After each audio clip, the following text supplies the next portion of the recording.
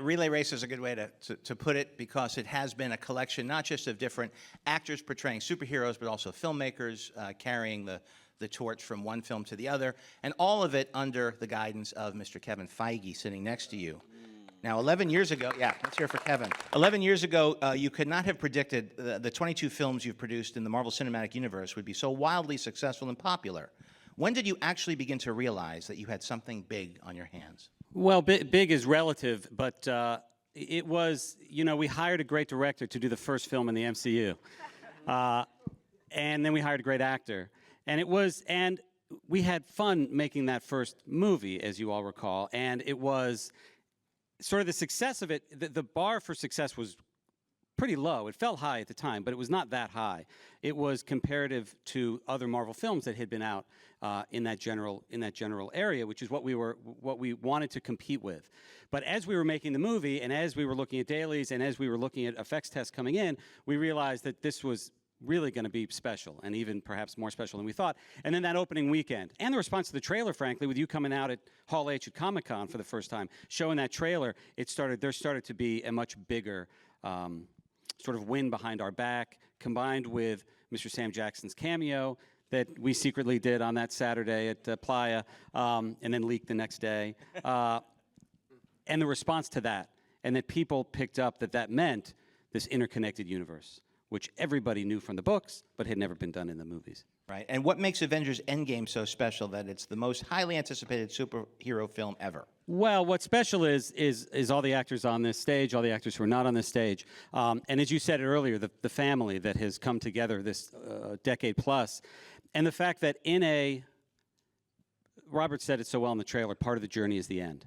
And about 4 or 5 years ago, we all started talking about doing something at every turn, including the first Iron Man film. We talked about, how can we do something that's never been done before? What if the superhero outs his identity at the very last shot of the movie? Well, you can't do that. No one does that. You can't do that. What would we do next time?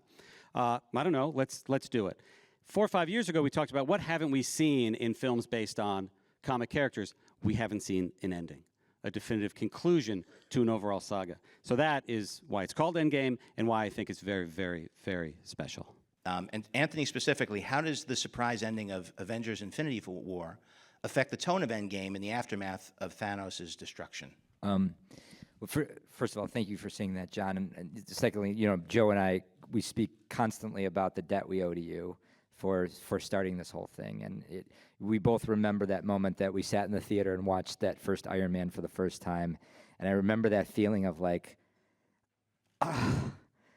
I wish we were part of this, and we had no idea that years later we actually would be. So, I mean, that was an epic moment in a movie theater. So, thank you for that.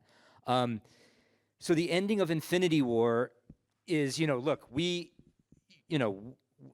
Joe and I have mentioned this before. Like, one of our favorite storytelling adages is write yourself into a corner, and what we take that to mean is like put yourself in a place on a narrative level where you have no idea how you could possibly move forward from here. And that's a great place. That's a very exciting place to be. And it forces you to come up with some really creative ways forward. And we've tried to do that with the endings of every single Marvel movie we've done, and perhaps never more so, of course, than Infinity War. We are very committed to the ending of that movie. We think that stories lose their meaning and relevancy and resonance unless there are real stakes. And for us, moving into this new movie, into Endgame, the story is very much about how do these characters, how do these heroes deal with loss, resounding loss, true loss, devastating loss. That's what they've experienced in Infinity War, and that was a unique experience for all of them. And how does a person move forward from that moment? How does a hero move forward from that moment?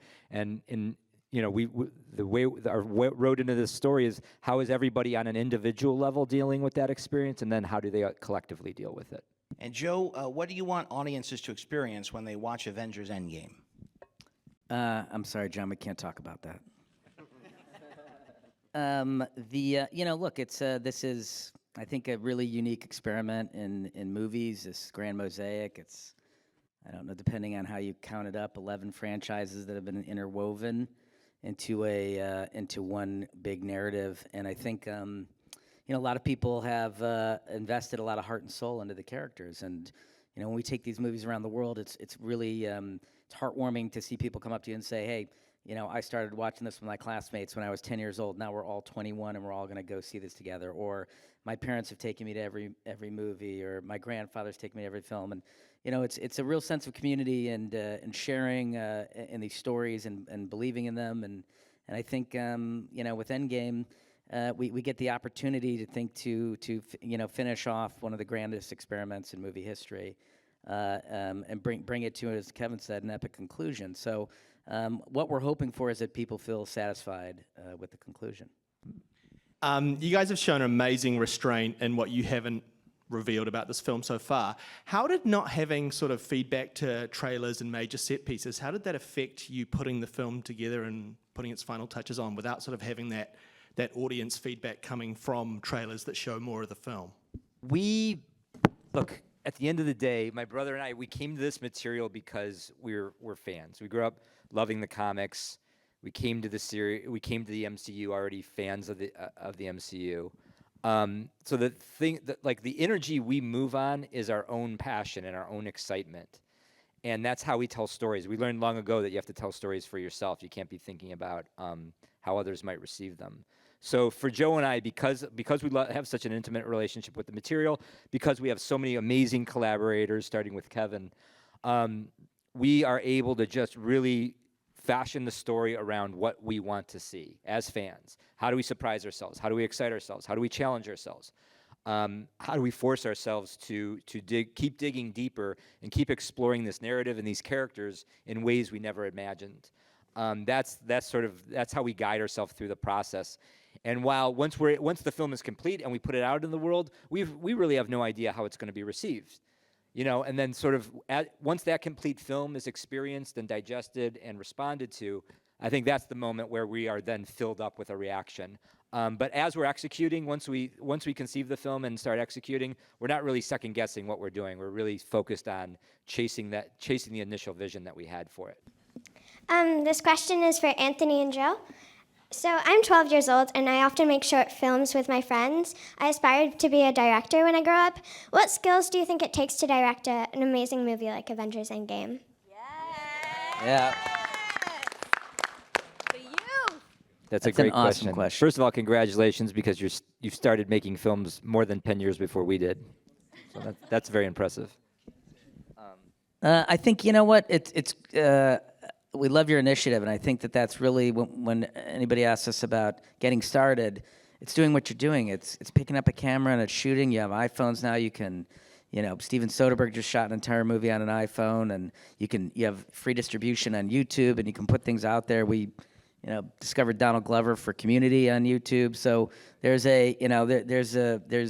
it's much easier now, I think, for people's voices to be heard and seen than it was when we started, and you had to go out and get a camera and buy a really expensive film and figure out how to get it developed. And so I think, you know, find a story that you want to tell, be really passionate about it, care about it, and then go out and tell that story. And I think that's really the secret to you know, being a successful filmmaker. Please join me in thanking the cast and filmmakers of Avengers Endgame. Thank you, John.